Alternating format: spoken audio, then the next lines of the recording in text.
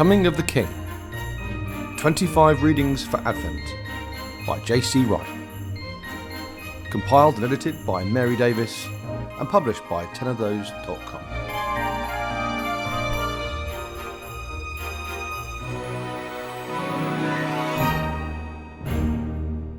December the 21st, as the prophets foretold.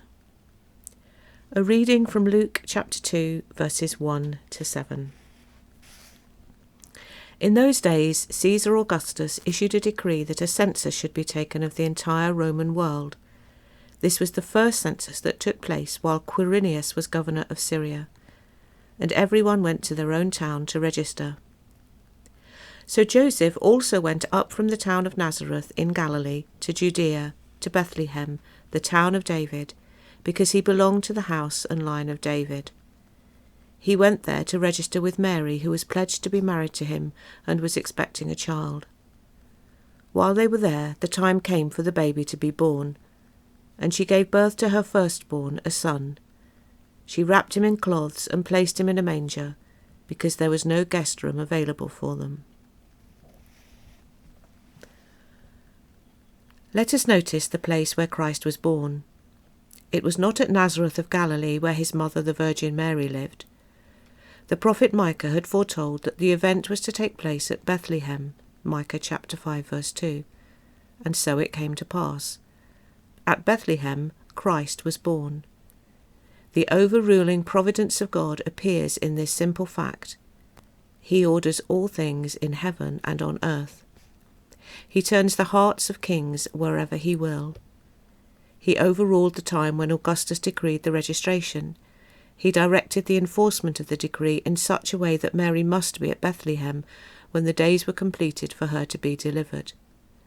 Little did the haughty Roman emperor and his officer Quirinius think that they were only instruments in the hand of the God of Israel, and were only carrying out the eternal purposes of the King of Kings. Little did they think that they were helping to lay the foundation of a kingdom before which the empires of this world would all go down one day, and Roman idolatry pass away. The words of Isaiah upon a similar occasion should be remembered. Yet he does not mean so, nor does his heart think so. Isaiah 10, verse 7. The heart of a believer should take comfort in the recollection of God's providential government of the world. A true Christian should never be greatly moved or disquieted by the conduct of the rulers of the earth. They should see with the eye of faith a hand overruling all that they do to the praise and glory of God. They should regard every king and potentate, an Augustus, a Quirinius, a Darius, a Cyrus, a Sennacherib, as a creature who with all his power can do nothing but what God allows, and nothing which is not carrying out God's will.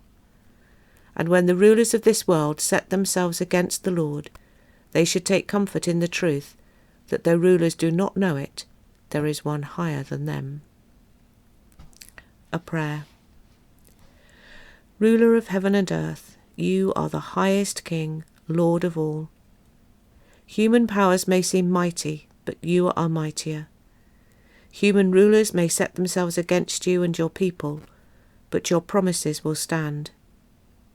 I pray today for those who are being oppressed or persecuted for their faith by earthly authorities. Give them courage to remain faithful to you, knowing that there is one higher than those rulers.